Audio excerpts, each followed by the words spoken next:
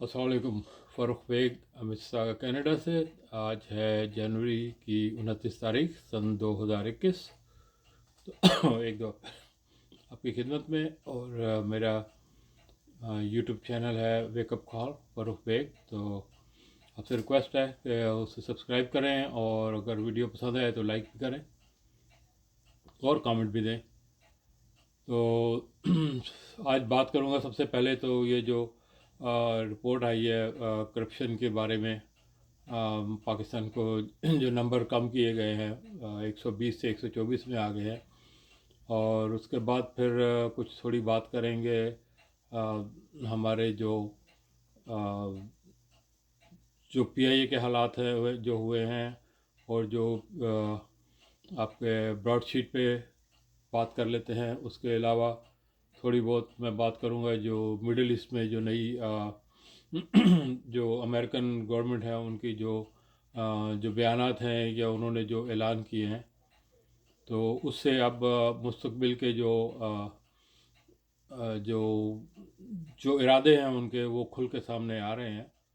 तो सबसे पहले तो बात करते हैं वो करप्शन का जो जो रिपोर्ट आई है। तो उसमें पाकिस्तान को 120 से 124 पे ले जाया गया है, यानी कि चार दर्जे वो नीचे आई है।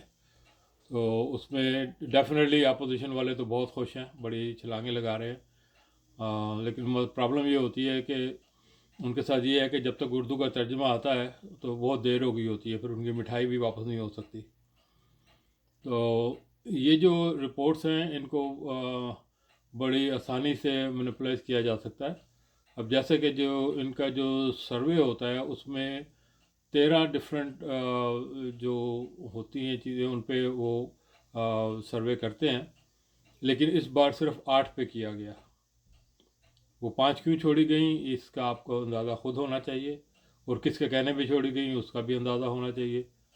और बाकी 8 में से पाकिस्तान की 6 में सेम ग्रेडिंग रही, सिर्फ 2 में उनके नंबर कम आए, जिसकी वजह से उसको पुश बैक कर दिया गया। तो सबसे पहले तो सवाल ये उठता है कि ये एक पूरी 13 में सर्वे क्यों नहीं किया गया, यानी कि वो 8 पिक गई जिसमें से पाकिस्तान को मैनिपुलेट किया जा सकता था, पाकिस्तान के डेटा को। तो बहरहाल करप्शन तो है, इसमें कोई इनकार नहीं कर सकता, और उसके बारे में हमें खुद अपने आप को अपने गिरेबानों में झांकना चाहिए।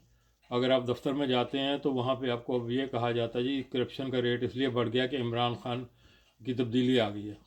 यानी कि मतलब है जो दफ्तर में बैठे हुए हैं वो चाहते हैं कि इमरान खान की गवर्नमेंट फेल हो, और उसकी जो है उनकी जो जो मौज लगी हुई थी वो दोबारा शुरू हो जाए, ताकि उनको कोई पूछने वाला ना हो।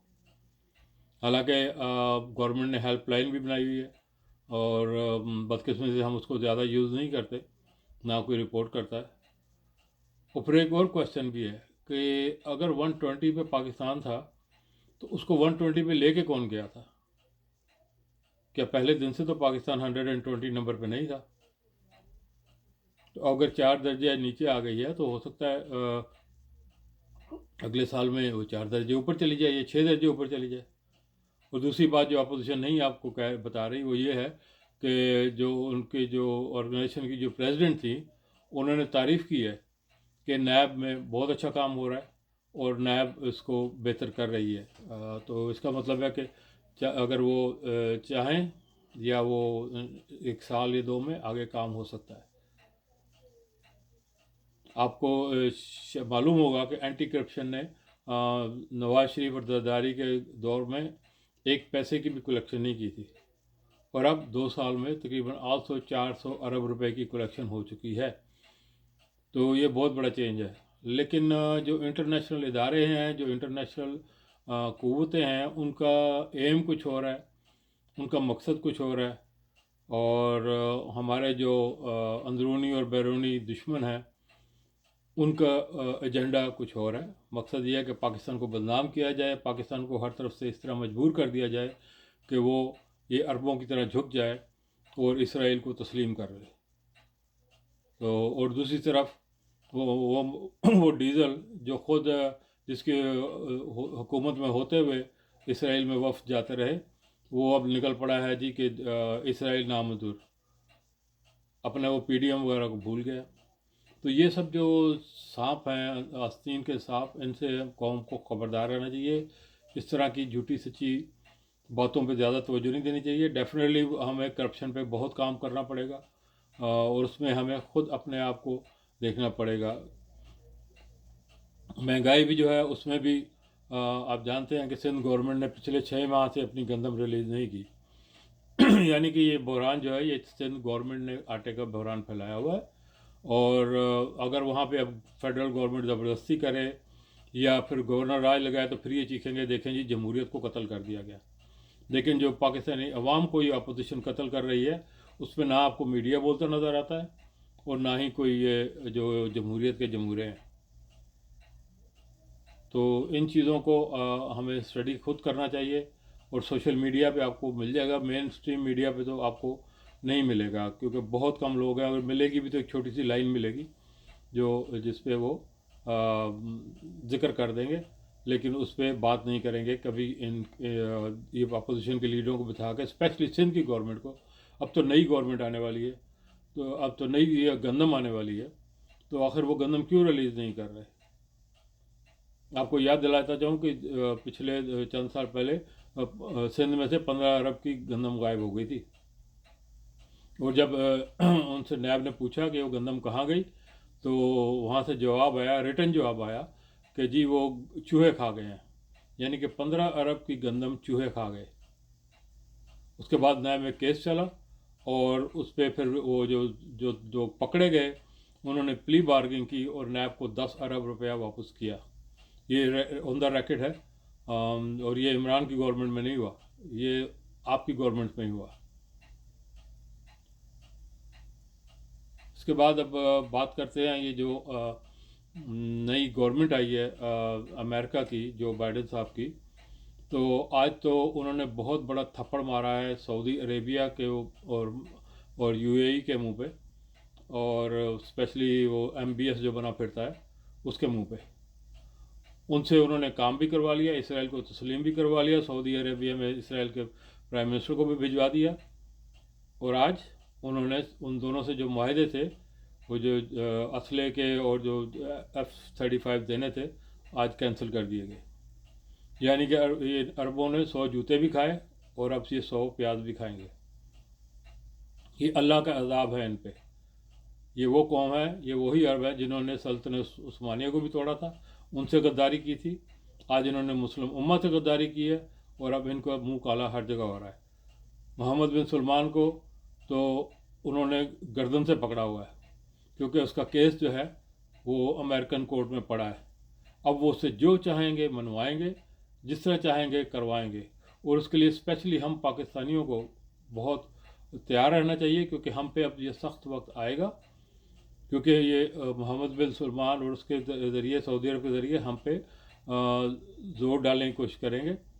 اسے کہیں گے کہ اب پاکستان کو مجبور کرو، ورنہ ہم تمہارا کیس جو ہے وہ خشوگی کا کیس وہ امریکہ میں شروع کر دیں گے، اور اس کے لیے وہ جو بدبخت ہے وہ شاید پاکستانیوں کو بھی وہاں سے نکالے، اور ہر قسم کے حربے وہ آزمائیں گے۔ لیکن ہماری قوم کو اب یہ سختی برداشت کرنی پڑے گی، یا تو ایز اے قوم ہمیں یہ ماننا پڑے گا اسرائیل کو، اور اس میں میرا تو خیال ہے کوئی ایسی بڑی بات بھی نہیں ہے۔ بے شک ہم چاہتے ہیں فلسطینیوں کی آزادی، ہم ٹیبل پہ بیٹھ کے یہ بات ان سے کر سکتے ہیں، اسرائیلی سے بھی، کہ لیٹس ٹاک۔ اب کچھ لے اور دے کی بات ہو سکتی ہے، کیونکہ ہماری نہ ان سے سرحد ملتی ہے، نہ کوئی جغرافیہ ملتا ہے، اور جہاں تک عربوں اور فلسطینیوں کا تعلق ہے، آج تک آپ مجھے ایک بیان بھی ان کا نہیں دکھا سکیں گے جو کشمیر کے بارے میں کھل کے انہوں نے کہا ہو، اور یا انڈیا کی مخالفت کی ہو جو وہ ظلم کشمیر میں یا کشمیری مسلمانوں پہ اور انڈین مسلمانوں پہ کر رہا ہے۔ تو ہمیں بھی ایز اے قوم سوچنا چاہیے، ہمیں اپنے جو دوست ممالک جو قریب ممالک ہیں، جیسے ٹرکی ہے، ایران ہے، افغانستان ہے، ان سے تعلق بہتر بنانے چاہیے تاکہ ہماری سرحدیں محفوظ ہوں، اور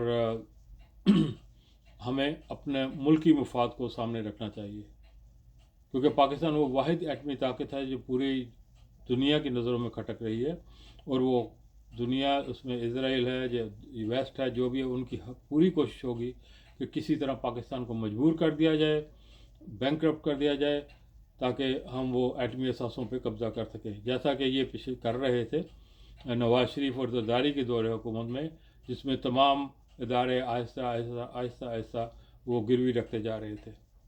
اگر ان کو 5 رول مل جاتے تو انہوں نے خدا نخواستہ ایٹمی پروگرام بھی گروی رکھ دینا تھا۔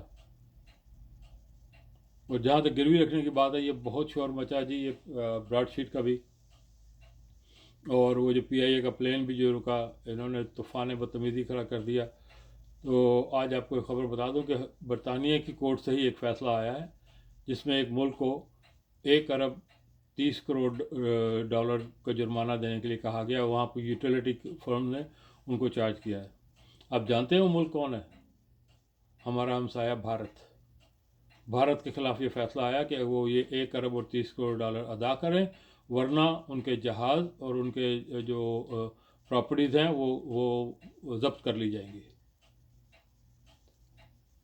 تو میرا خیال ہے یہ ہمیں دیکھنا چاہیے، اسپیشلی وہ لوگ جو جھوٹ بولتے رہتے ہیں آ کے کہ جی ان کی اکانومی 11% بڑھ رہی ہے اور انہوں نے یہ کر دیا وہ کر دیا۔ ٹھیک ہے، ہمیں ان کے اپنے خیالات دیکھنے چاہیے، اپنے حالات دیکھنے چاہیے، لیکن یہ جواب صرف ان لوگوں کا ہے جو ہم سے بیٹھ کے اس ملک کی بڑے مارتے ہیں، تو ان کو جواب تو دینا پڑتا ہے۔ تو براڈ شیٹ کا بھی مسئلہ جو ہے یہ ابھی ختم نہیں ہوا، انشاءاللہ یہ کھلے گا، اور اس میں جیسے کہ عمران خان صاحب نے کہا ہے کہ ہر بندہ اس میں جو انوالو تھا اس کو جواب دینا پڑے گا۔ آج شہزاد اکبر صاحب نے بھی جواب دے دیا ہے، اور میرا خیال ہے کہ بہت اچھا جواب دیا انہوں نے، کیونکہ جو کچھ بھی ہوا ہے عمران خان کی گورنمنٹ سے پہلے آنے سے فیصلہ ہو چکے تھے۔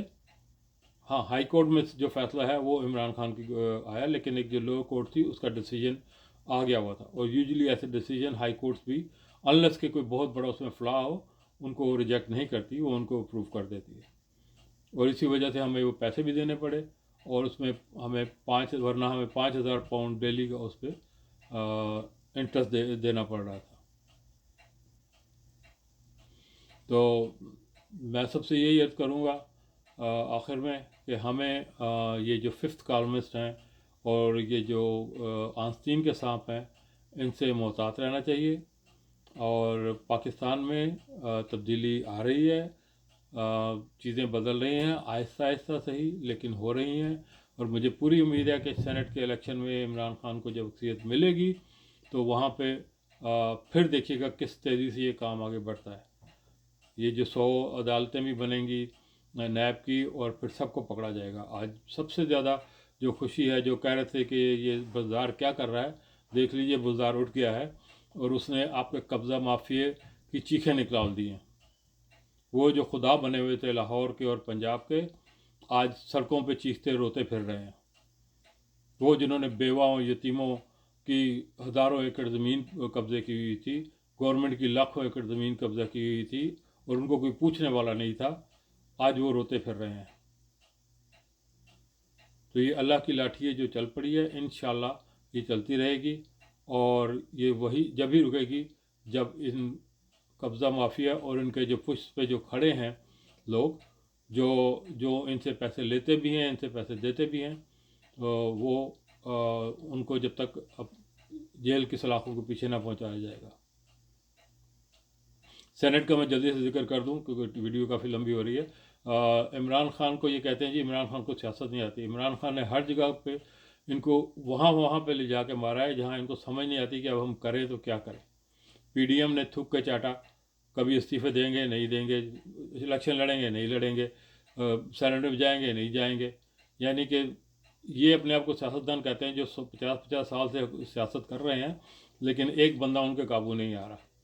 اور سینٹ میں اس نے اس طرح ان کو باندھ کے مارا ہے کہ اب وہی پیپلز پارٹی اور نون لیگ جو کہتی تھی کہ سینٹ کے الیکشن اوپن ہونے چاہیے، انہوں نے خود کہہ دیا جی کہ نہیں یہ اوپن نہیں ہوں گے، صرف بغض عمران میں۔ اب ہوگا یہ کہ اگر سینٹ میں الیکشن میں عمران جیت گیا تو پھر یہ بے شرم یہ کہنے کے قابل نہیں ہوں گے جی کہ بے ایمانی ہوئی ہے، کیونکہ عمران نے تو ان کو موقع دیا تھا کہ اس بے ایمانی کو روکنے کے لیے آپ کچھ کر لیں۔ ابھی نہیں کر سکتے تھے تو کم از کم نیکسٹ الیکشن کا ہی کہہ دیتے کہ نیکسٹ الیکشن جو ہوں گے وہ اوپن بیلٹ ہوں گے، کیونکہ یہ خرید و فروخت یہ خود ہی کرتے ہیں۔ عمران کے جو بندے تھے اس نے 20 کے 20 نکال دیے تھے، رائٹ۔ انہوں نے وہ جو سینٹ کے چیئرمین کے الیکشن میں آج تک انہوں نے ایک بندہ نہیں نکالا، نہ کسی سے کویشچن کیا ہے، کیونکہ انہیں سب معلوم ہے کس نے خریدا کس نے بیچا۔ تو یہ ہے عمران کی سیاست، جو آپ میں سے کوئی بھی نہیں سمجھ رہا، اور نہ ہی سمجھے گا۔ انشاءاللہ پاکستان آگے بڑھے گا اور بڑھتا رہے گا۔ آخر میں پھر میں اپنے پاکستان بہنی بھائیوں سے دعا ریکویسٹ کروں گا کہ ابھی سخت وقت آیا نہیں، ابھی آنا ہے، تو ہمیں اس کے لیے تیار رہنا چاہیے۔ اگر ہم نے اپنے ملک کو بچانا ہے تو ہمیں پیٹ پہ پتھر باندھ کے بھی خندق کھودنی پڑے گی، اور ہمیں گھاس کھا کے بھی گزارا کرنا پڑے گا۔